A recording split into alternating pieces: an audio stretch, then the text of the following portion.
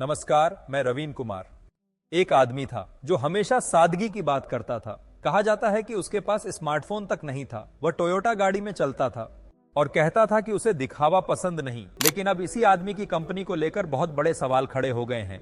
सेबी का कहना है कि कंपनी ने अपनी कमाई 15 लाख करोड़ रुपए से ज्यादा दिखाई। अब जरा इस नंबर को समझिए, 15 लाख करोड़ रुपए, ये कोई छोटा नंबर नहीं है। सवाल यह है कि अगर इतना बड़ा कारोबार था तो उसके पक्के सबूत कहां हैं? उतनी बिक्री कहां नजर आती है?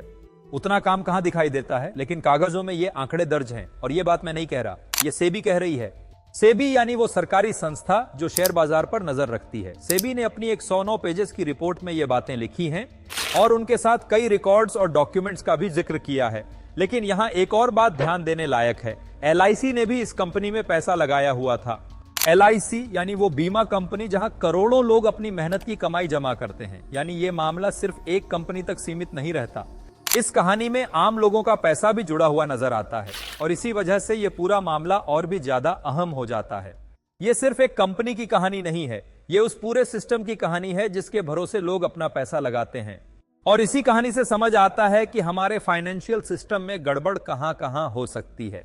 अब जरा एक नंबर पर ध्यान दीजिए, 15 लाख करोड़ रुपए। थोड़ी देर रुककर सोचिए, यह रकम कितनी बड़ी है? तुलना करके समझते हैं। भारत का कुल एक्सपोर्ट लगभग 75 लाख करोड़ रुपए के आसपास है और राजेश एक्सपोर्ट्स ने अपनी कुल कमाई 15 लाख करोड़ रुपए से ज्यादा की बताई, यानी देश के कुल एक्सपोर्ट का लगभग 20%। अब एक पुराना मामला याद कीजिए, सत्यम का मामला। 2009 में उसे देश के सबसे बड़े कॉरपोरेट घोटालों में से एक माना गया था। वहां भी कंपनी के आंकड़े असल से ज्यादा दिखाए गए थे, लेकिन यहां जो बातें सामने आ रही हैं उनका दायरा उससे भी काफी बड़ा नजर आता है। और सबसे हैरान करने वाली बात क्या है? यह सब सालों तक चलता रहा, लेकिन कहीं से कोई बड़ा सवाल उठता हुआ नजर नहीं आया।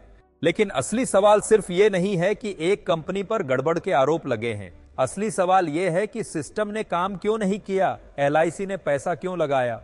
सेबी को इतना वक्त क्यों लगा? और बाकी एजेंसियों की तरफ से भी बड़े सवाल क्यों नहीं उठते दिखे? जब आप इस नजरिए से पूरे मामले को देखते हो तब कहानी कुछ और ही नजर आती है। अब सबसे पहले देखते हैं सेबी की रिपोर्ट, एक 109 पेजेस की रिपोर्ट।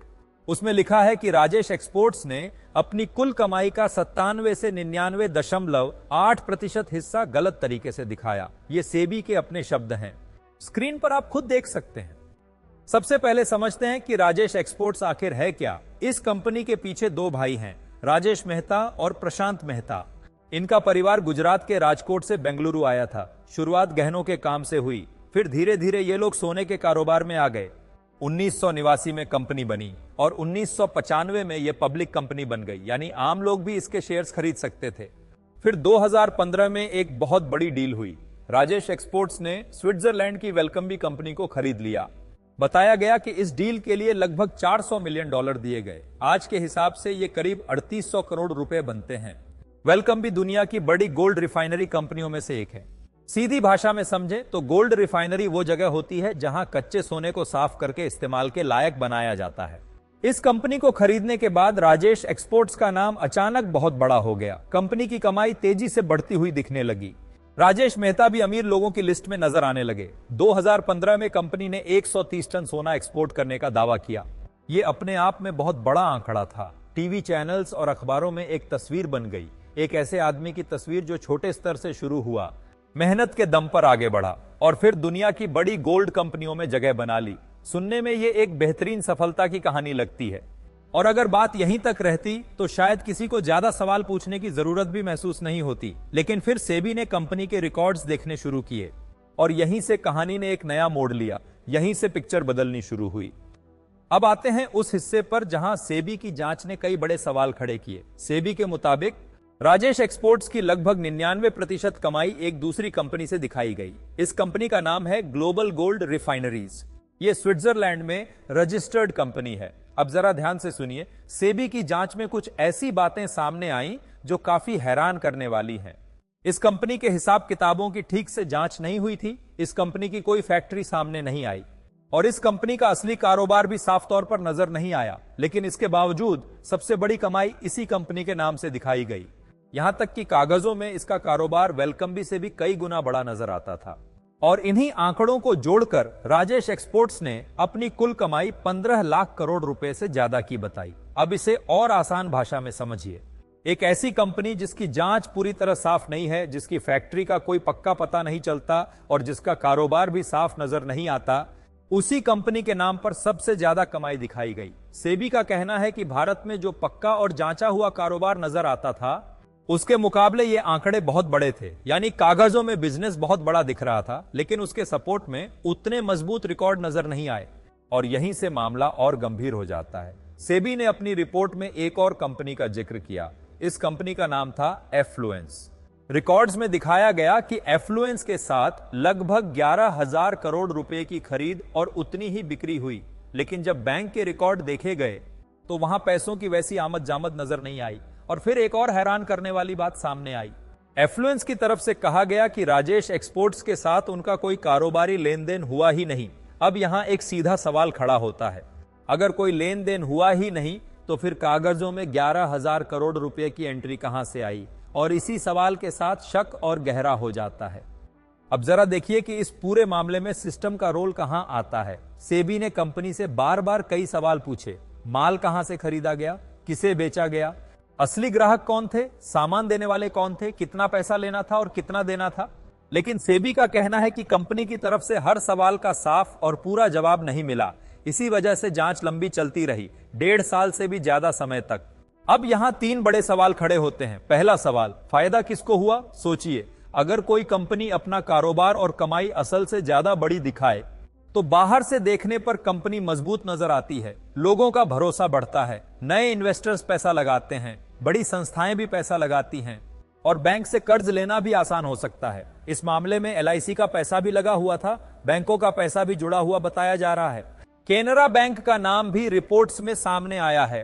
अब दूसरा सवाल, अगर इतनी बड़ी गड़बड़ थी तो ये पहले पकड़ में क्यों नहीं आई? रिपोर्ट्स के मुताबिक 11 मार्च 2024 को एक शेयर होल्डर की शिकायत के बाद मामला तेजी से आगे बढ़ा। यानी एक इन्वेस्टर ने सवाल उठाया और उसके बाद जांच ने रफ्तार पकड़ी।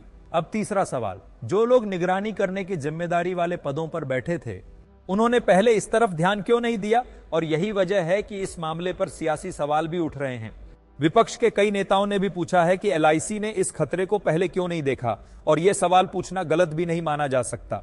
शेयर बाजार में जोखिम होता है, यह बात हर इन्वेस्टर जानता है। कभी शेयर की कीमत बढ़ती है, कभी गिर जाती है, लेकिन दिक्कत तब अलग हो जाती है जब आरोप कंपनी के नंबर्स पर हो। यानी अगर कंपनी ने अपनी कमाई या कारोबार को गलत तरीके से दिखाया हो तो इन्वेस्टर ने फैसला गलत जानकारी के आधार पर लिया। फिर यह सिर्फ बाजार का जोखिम नहीं रहता, यह भरोसे का मामला बन जाता है। सेबी के अंदाजे के मुताबिक शेयर होल्डर्स को लगभग 12,726 करोड़ रुपए का नुकसान हुआ। यह कोई छोटी रकम नहीं है। इसमें ऐसे लोग भी हो सकते हैं जिन्होंने सालों की बचत लगाई हो, किसी ने रिटायरमेंट के लिए पैसा जोड़ा हो, किसी ने बच्चों की पढ़ाई के लिए निवेश किया हो। फरवरी 2023 में कंपनी का शेयर लगभग 1,028 रुपए के आसपास था। बाद में यह गिरकर करीब 103 रुपए तक पहुंच गया, यानी बहुत बड़ी गिरावट। कई लोगों का पैसा लगभग 90% तक कम हो गया और इसी दौरान LIC का पैसा भी कंपनी में बना रहा। इसलिए सवाल सीधा है, जब पब्लिक का पैसा लगाया जाता है तो उससे पहले कौन से नियम देखे जाते हैं? क्या पूरी जांच हुई थी या कुछ बातें नजरअंदाज हो गई थीं? और यहां एक बात समझना जरूरी है, पैसा लगाने से पहले कंपनी की हर जरूरी जानकारी को ध्यान से परखना ही पूरी जांच पड़ताल कहलाता है। सवाल यह है कि क्या यहां वो पूरी जांच पड़ताल हुई थी? अब एक और बात समझते हैं। पहला पहलू स्विट्जरलैंड से जुड़ा हुआ है। कंपनी का कहना था कि स्विट्जरलैंड के नियम अलग होते हैं, वहां हर जानकारी सबके सामने रखना जरूरी नहीं होता। ठीक है, लेकिन यहां एक सवाल फिर भी खड़ा होता है, अगर कंपनी भारत के शेयर बाजार में लिस्टेड है और उसमें आम लोगों का पैसा लगा हुआ है, तो फिर इतने बड़े आंकड़ों का आधार साफ साफ क्यों नजर नहीं आता? अब दूसरे पहलू पर आते हैं, PLI स्कीम। रिपोर्ट्स के मुताबिक इस कंपनी को PLI स्कीम का फायदा भी मिला था। PLI को आसान भाषा में समझें तो यह सरकार की एक योजना है। इसमें ज्यादा उत्पादन करने वाली कंपनियों को कुछ खास प्रोत्साहन या फायदा दिया जाता है। सीधी बात यह कि कंपनी को सरकारी सहायता मिल सकती है। अब यहां कुछ लोग एक सवाल पूछते हैं, एक तरफ कंपनी को सरकारी फायदा मिल रहा था और दूसरी तरफ उसके आंकड़ों को लेकर सवाल उठ रहे थे। इसी वजह से यह मामला और ज्यादा चर्चा में आया। अब तीसरे पहलू पर आते हैं, एक फोटो। इंटरनेट पर एक पुरानी तस्वीर काफी वायरल हुई। उस तस्वीर में राजेश मेहता एक ऐसे व्यक्ति के साथ नजर आते हैं जिनके बारे में लोगों ने कहा कि वो नरेंद्र मोदी हैं। यहां एक बात बिल्कुल साफ होनी चाहिए, किसी के साथ फोटो होना अपने आप में किसी भी तरह की साझेदारी या शामिल होने का सबूत नहीं होता। सिर्फ एक तस्वीर के आधार पर कोई नतीजा नहीं निकाला जा सकता। लेकिन पब्लिक डिस्कशन में एक अलग सवाल जरूर उठता है। कुछ लोग पूछते हैं कि अगर इसी तरह की तस्वीर किसी विपक्षी नेता के साथ होती तो क्या मीडिया का रिएक्शन अलग होता। यही सवाल कई लोग उठाते नजर आते हैं और इसी को लेकर डबल स्टैंडर्ड की बहस भी होती है। हमारे देश में पहले भी कई बार बड़े उद्योगपतियों और सत्ता के बीच रिश्तों को लेकर सवाल उठते रहे हैं। शायद इसी वजह से बहुत से लोग इस मामले को सिर्फ एक कंपनी का मामला नहीं मानते। उनका कहना है कि यह पूरे सिस्टम से जुड़े सवालों का मामला है। अब जरा इस पूरे मामले को थोड़ा दूर से देखते हैं। अक्सर हम सोचते हैं कि बड़ा फ्रॉड होगा तो सब कुछ पहले दिन से ही अजीब लगेगा, लेकिन हर बार ऐसा नहीं होता। कई बार सब कुछ बिल्कुल नॉर्मल दिखाई देता है, कागजों में सब ठीक लगता है, जांच करने वाले अपनी मंजूरी दे देते हैं, कंपनी स्टॉक मार्केट में लिस्टेड होती है, टीवी चैनल्स और अखबार उसकी तारीफ करते हैं, लोग भरोसा करके पैसा लगा देते हैं और धीरे धीरे सबको लगने लगता है कि सब कुछ ठीक चल रहा है। शायद यही सबसे बड़ा खतरा होता है, जब कोई चीज बहुत नॉर्मल दिखने लगे तब उस पर सवाल पूछना लोग बंद कर देते हैं। इस मामले में भी कुछ ऐसा ही नजर आता है। सेबी का कहना है कि सालों तक बहुत बड़े आंकड़े दिखाए गए, LIC ने भी कंपनी में पैसा लगाया, लेकिन सिस्टम की तरफ से तुरंत कोई बड़ा सवाल उठता हुआ नजर नहीं आया। फिर एक दिलचस्प बात हुई।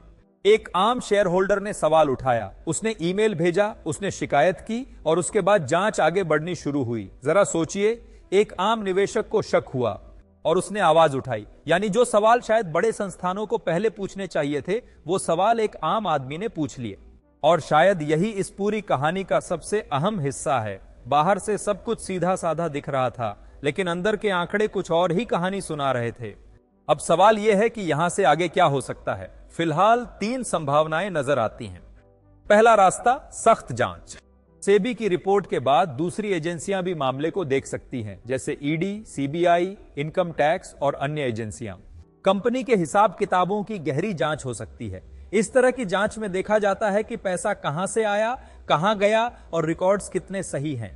कंपनी चलाने वाले लोगों से भी पूछताछ हो सकती है और जिन लोगों ने कंपनी में बड़ा निवेश करने का फैसला लिया था, उनसे भी सवाल पूछे जा सकते हैं। अगर ऐसा होता है तो मामले की पूरी तस्वीर सामने आ सकती है, लेकिन ऐसा होगा या नहीं ये अभी कहना मुश्किल है। दूसरा रास्ता, मामला धीरे धीरे ठंडा पड़ जाए। यह भी हो सकता है कि जांच चलती रहे, कंपनी अपने जवाब और कागज जमा करती रहे, मीडिया का ध्यान किसी नए मुद्दे पर चला जाए और कुछ समय बाद इस मामले की चर्चा कम हो जाए। यानी ना कोई बड़ा फैसला सामने आए, ना कोई बड़ी कार्रवाई नजर आए, बस मामला धीरे धीरे पीछे चला जाए। ऐसे मामले पहले भी देखे गए हैं, इसलिए कई लोग इस संभावना को भी नजरअंदाज नहीं कर रहे। तीसरा रास्ता, सबसे ज्यादा चर्चा वाला सवाल। कुछ लोग सोशल मीडिया और पब्लिक डिस्कशन में यह सवाल भी पूछ रहे हैं कि आगे क्या हो सकता है। लेकिन यहां एक बात बहुत साफ समझ लीजिए, अभी तक ऐसी किसी बात का कोई पक्का सबूत सामने नहीं आया है, इसलिए किसी भी अंदाजे को सच मान लेना ठीक नहीं होगा। फिलहाल जो बातें हैं उन्हें सिर्फ चर्चा और अंदाजे के रूप में ही देखना चाहिए। अब एक और जरूरी बात, यह मामला अभी अपने अंतिम पड़ाव पर नहीं पहुंचा है। सेबी का जो ऑर्डर सामने आया है वो अंतिम फैसला नहीं है। सीधी भाषा में कहें तो जांच अभी पूरी नहीं हुई है। कंपनी का अपना पक्ष भी है। कंपनी का कहना है कि उसके खिलाफ लगाए गए आरोप सही नहीं है, इसलिए अंतिम सच क्या है ये आगे की जांच और प्रक्रिया के बाद ही साफ होगा। लेकिन अब तक जो जानकारी पब्लिक में सामने आई है उसने इस पूरे मामले को काफी गंभीर जरूर बना दिया है। अब इस पूरी कहानी की सबसे जरूरी बात समझिए, असली सवाल सिर्फ 15 लाख करोड़ रुपए का नहीं है। असली सवाल यह है कि अगर सिस्टम समय पर काम करे तो क्या ऐसी स्थिति पैदा होनी चाहिए थी। जरा सोचिए, LIC ने कंपनी में पैसा लगाया, सेबी तक बात एक शेयर होल्डर के सवाल के बाद पहुंची, बाकी एजेंसियों की तरफ से भी कोई बड़ी कार्रवाई नजर नहीं आई और मीडिया में भी उतने सवाल उठते नहीं दिखे जितने उठने चाहिए थे। तो फिर आम निवेशक भरोसा किस पर करे, यही इस पूरे मामले का सबसे बड़ा सवाल है। अगर निगरानी करने वाली संस्थाएं देर से जागें, अगर बड़े संस्थान जरूरी सवाल ना पूछें और अगर मीडिया लगातार दबाव ना बनाए तो धीरे धीरे लोगों का भरोसा कम होने लगता है। और सच ये है कि बाजार भरोसे पर ही चलता है। लोगों को यकीन होना चाहिए कि नियम सब पर बराबर लागू होते हैं और अगर वही भरोसा कमजोर पड़ने लगे तो नुकसान सिर्फ एक कंपनी का नहीं होता पूरे सिस्टम की विश्वसनीयता पर सवाल उठने लगते हैं। इसीलिए यह मामला सिर्फ एक कंपनी तक सीमित नहीं लगता, यह हमें सिस्टम की कुछ कमजोरियों की तरफ इशारा करता हुआ नजर आता है और शायद इसी वजह से इस पूरे मामले को ध्यान से समझना जरूरी है। तो अब तक जो बातें सामने आई हैं उन्हें सीधे और आसान तरीके से समझते हैं। सेबी का कहना है कि राजेश एक्सपोर्ट्स ने 15 लाख करोड़ रुपए से ज्यादा की कमाई गलत तरीके से दिखाई। सेबी के मुताबिक यह कंपनी की कुल कमाई का 97 से 99.8% हिस्सा हो सकता है। जांच में यह भी सामने आया कि कंपनी की लगभग 99% कमाई ग्लोबल गोल्ड रिफाइनरीज नाम की एक दूसरी कंपनी से दिखाई गई। सेबी का कहना है कि इस कंपनी के रिकॉर्ड्स को लेकर कई सवाल हैं। इसके हिसाब किताबों की तस्वीर साफ नहीं है, फैक्ट्री को लेकर भी सवाल हैं और इसका असली कारोबार कितना था इस पर भी सवाल उठाए गए हैं। सेबी ने एफ्लुएंस नाम की एक और कंपनी का भी जिक्र किया। एफ्लुएंस की तरफ से कहा गया कि राजेश एक्सपोर्ट्स के साथ उनका कोई कारोबारी लेन देन नहीं हुआ, लेकिन रिकॉर्ड्स में हजारों करोड़ रुपए के लेन देन दिखाए गए। एलआईसी ने भी कंपनी में अपनी हिस्सेदारी बनाए रखी। इस दौरान शेयर होल्डर्स को भारी नुकसान उठाना पड़ा और कंपनी को सरकारी योजनाओं का फायदा मिलने की बात भी सामने आई। लेकिन सबसे बड़ा सवाल सिर्फ इतना नहीं है, यह मामला सिर्फ एक कंपनी का नहीं है, यह भरोसे का मामला है, यह सिस्टम का मामला है। हमारे देश में कई बार लोग पहले इमेज देखते हैं, कोई व्यक्ति सादगी दिखाता है, धार्मिक नजर आता है, मीडिया उसकी सफलता की कहानी दिखाता है और धीरे धीरे लोग भरोसा कर लेते हैं। लेकिन किसी भी कंपनी को समझने का असली तरीका इमेज नहीं होता, असली चीज होते हैं रिकॉर्ड्स। कागज क्या कह रहे हैं, हिसाब किताब क्या कह रहा है, जांच करने वाली संस्था क्या कह रही है और पैसों का पूरा रास्ता क्या बता रहा है। इसीलिए जरूरी है कि हम सिर्फ बड़ी हेडलाइंस देखकर फैसला ना करें, पूरे मामले को समझें, सवाल पूछें और अंतिम सच सामने आने का इंतजार करें। आने वाले दिनों में इस मामले से जुड़ी और बातें भी सामने आ सकती हैं, खासकर स्विट्जरलैंड कनेक्शन और गोल्ड नेटवर्क से जुड़े सवाल, उन पर भी अलग से बात करेंगे। अब आप बताइए, क्या इस मामले में सख्त कार्रवाई होगी? क्या एलआईसी इस पर खुलकर जवाब देगी? क्या बाकी एजेंसियां भी आगे बढ़कर कदम उठाएंगी? अपनी राय कमेंट में जरूर बताइए और अगर आपको लगता है कि यह जानकारी और लोगों तक पहुंचनी चाहिए तो इस वीडियो को शेयर जरूर कीजिए। मिलते हैं जल्दी, तब तक सवाल पूछते रहिए।